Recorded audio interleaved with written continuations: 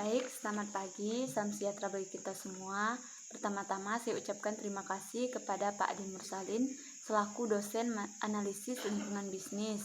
Perkenalkan, nama saya Yuliana Widiawati, NIM 19104168845. Di sini saya akan menjawab soal UAS analisis lingkungan bisnis. Untuk soal yang pertama, apakah Anda selalu hadir dalam kuliah analisis lingkungan bisnis? Jawabannya, ya, saya selalu hadir, karena menurut saya mata kuliah analisis lingkungan bisnis itu sangat penting untuk dipelajari dan dikuasai, supaya ketika kita ingin membuka sebuah usaha, kita tahu langkah apa yang harus kita lakukan. Untuk soal yang kedua, berapa kali Anda hadir dalam kuliah analisis lingkungan bisnis secara daring? Jawabannya 14 kali. Untuk yang ketiga, apa-apa yang saudara lakukan selama saudara belajar analisis lingkungan bisnis secara daring? Manfaat apa yang saudara peroleh mempelajari analisis lingkungan bisnis secara daring? Jawabannya, saya mengikuti perkuliahan analisis lingkungan bisnis secara daring dan mengerjakan tugas-tugas yang diberikan oleh dosen penggampu makul analisis lingkungan bisnis.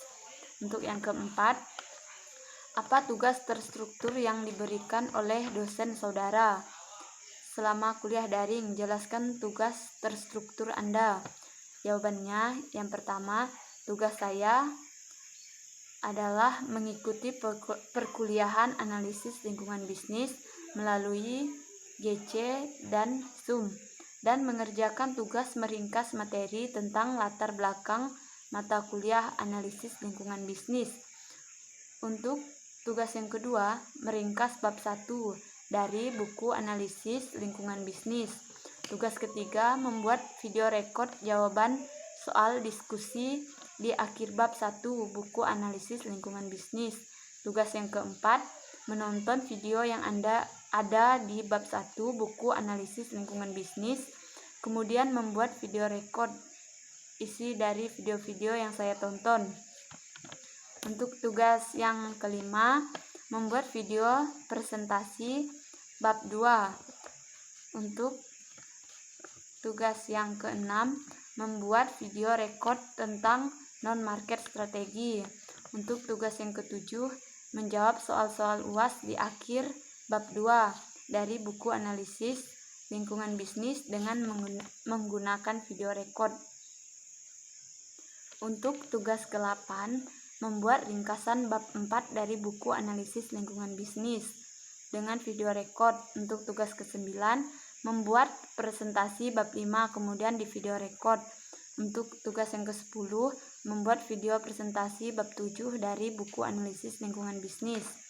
Untuk soal nomor 5, jelaskan buku yang digunakan dalam kuliah analisis lingkungan bisnis. Siapa penulis dalam buku analisis lingkungan bisnis tersebut? Pada tahun berapa buku tersebut ditulis? Berapa halaman buku analisis lingkungan bisnis tersebut? Berapa jumlah bab yang terdapat dalam buku analisis lingkungan bisnis? Coba sebutkan dan jelaskan secara singkat isi dari bab-bab yang terdapat dalam buku analisis lingkungan bisnis tersebut. Bagaimana pendapat Anda mengenai buku analisis lingkungan bisnis tersebut? Dan apa manfaat yang Anda peroleh membaca buku analisis lingkungan bisnis tersebut? Jawabannya, buku yang digunakan dalam kuliah analisis lingkungan bisnis tersebut berbentuk e-book.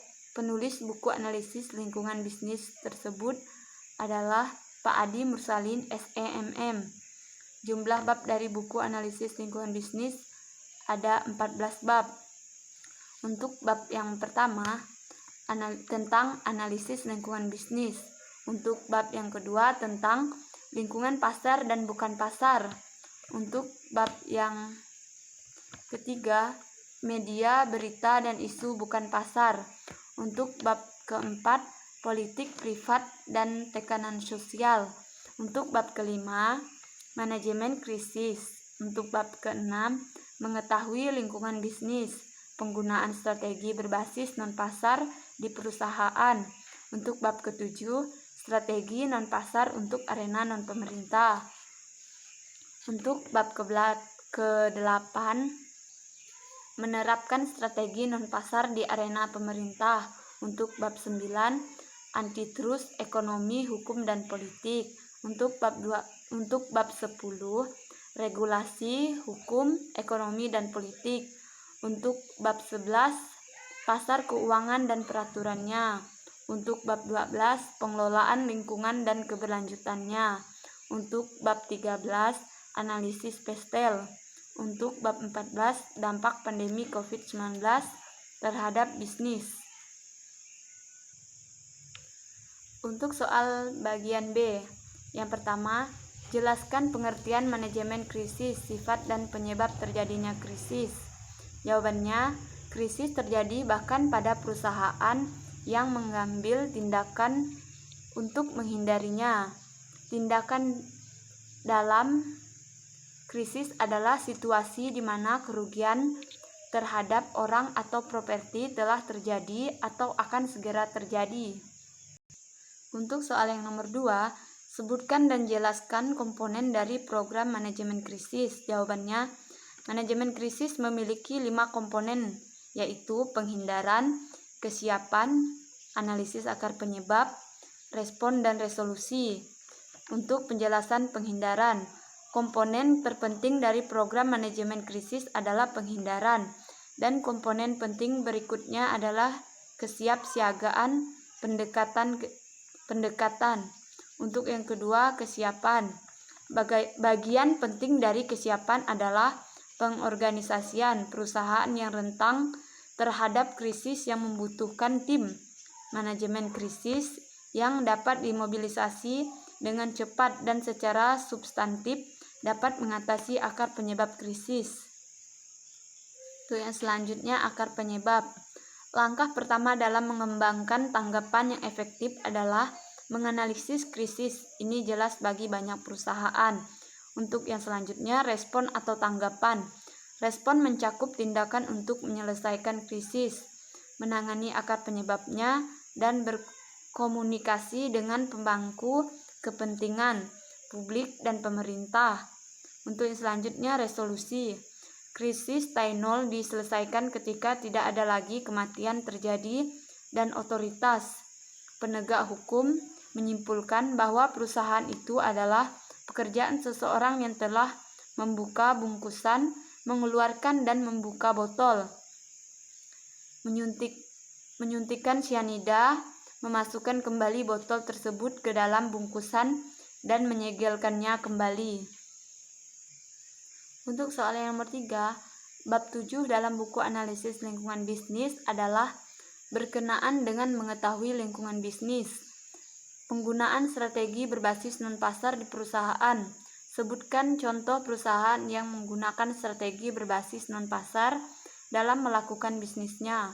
Jawabannya adalah CEO, perusahaan tembakau. Yang untuk soal nomor 4, jelaskan apa yang dimaksud dengan strategi non-pasar umum. Sebutkan dan jelaskan 3 strategi non-pasar generik atau umum tersebut. Jawabannya, strategi non-pasar adalah strategi yang berbeda dari beberapa hal dari rekannya. Dari lingkungan pasar, masalah non-pasar menarik banyak partisipasi pada mereka yang terlibat di dalam pasar.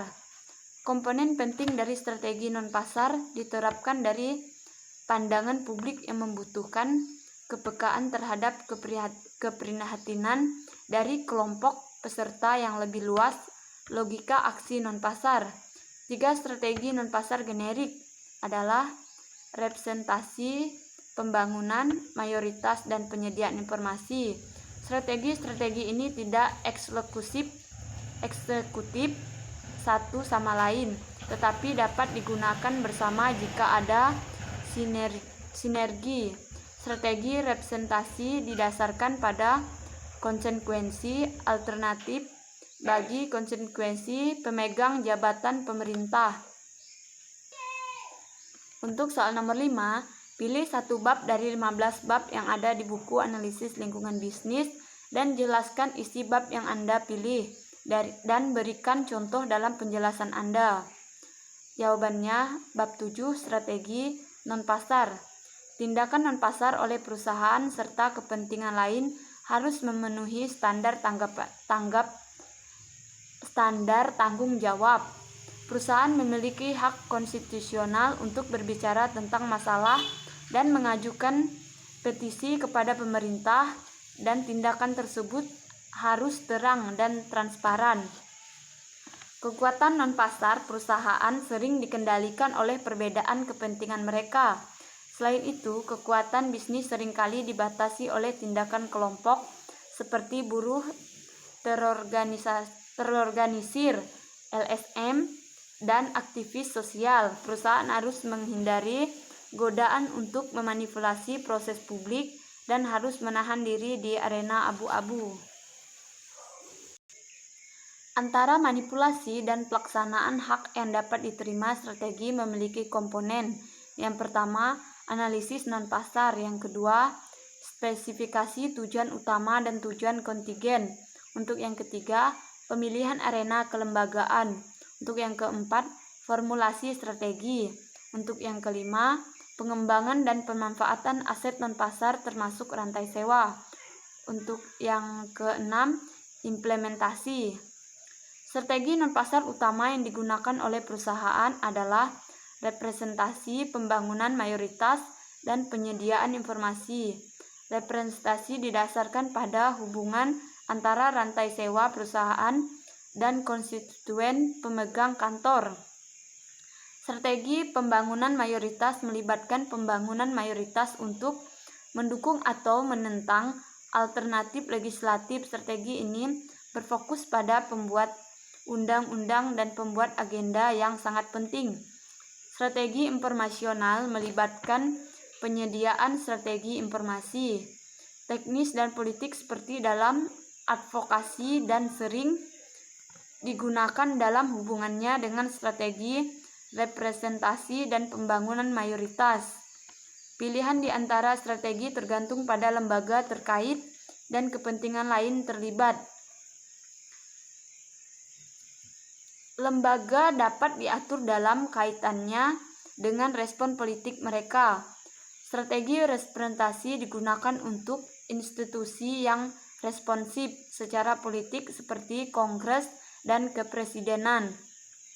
Strategi yang melibatkan penyediaan informasi teknis dikaitkan dengan lembaga yang kurang responsif secara politik, termasuk pengendalian dan beberapa badan pengatur dan administrasi. Strategi yang melibatkan penyediaan informasi politik seringkali digunakan dalam hubungannya dengan strategi representasi di badan legislatif. Strategi pembangunan mayoritas seringkali didukung oleh strategi representasi dan informasional. Untuk soal yang selanjutnya, nomor 6, bagaimana peran pemerintah dalam dunia bisnis? Apakah pemerintah ini termasuk dalam lingkungan pasar atau lingkungan bukan pasar? Jelaskan jawaban Anda. Jawabannya, peran pemerintah dalam dunia bisnis sangat berperan penting. Pemerintah termasuk dalam lingkungan bukan pasar, karena misalnya bila perusahaan melakukan kerjasama dengan penjabat pemerintah atau kelompok pemerintah, pemerhatiin lingkungan perusahaan dapat secara sukarela bekerja sama dengan pemerintah atau pemerintah lingkungan atau pemerhati lingkungan. Untuk soal bagian C, berkenan dengan video analisis lingkungan bisnis. Setelah mahasiswa menonton video-video ALB ini, mahasiswa diminta untuk menjelaskan judul video yang ditonton dan makna judul video tersebut. Menurut versi dari mahasiswa, teori-teori yang dijelaskan oleh pembicara dalam video tersebut dan manfaat dan wawasan yang diperoleh setelah menonton video analisis lingkungan bisnis tersebut. Jawabannya, video pertama yang saya tonton judul Dampak COVID-19. Ekonomi Republik Indonesia minus 5,32%. Mengetahui dampak COVID-19 terhadap perekonomian Indonesia.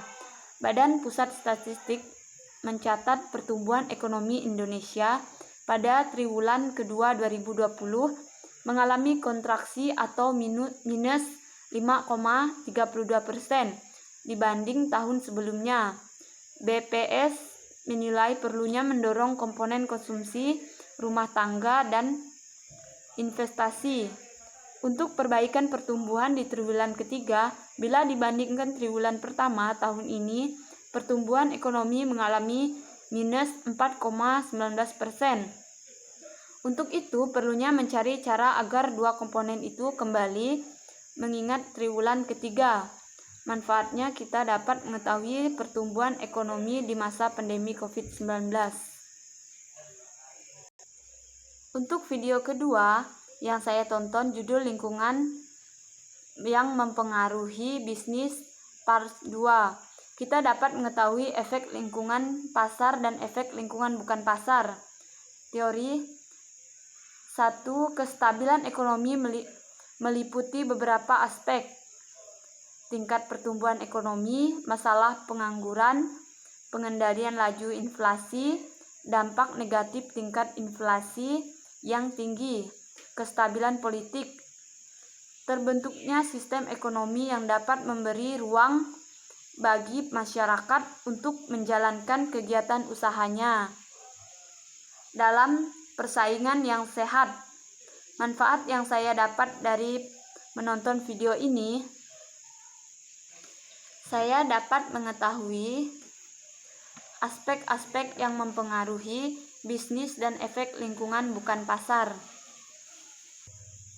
Baiklah, sekian jawaban UAS analisis lingkungan bisnis dari saya. Jika ada kata-kata yang kurang tepat dalam penyebutan, saya minta maaf sebesar-besarnya. Akhir kata, saya ucapkan terima kasih.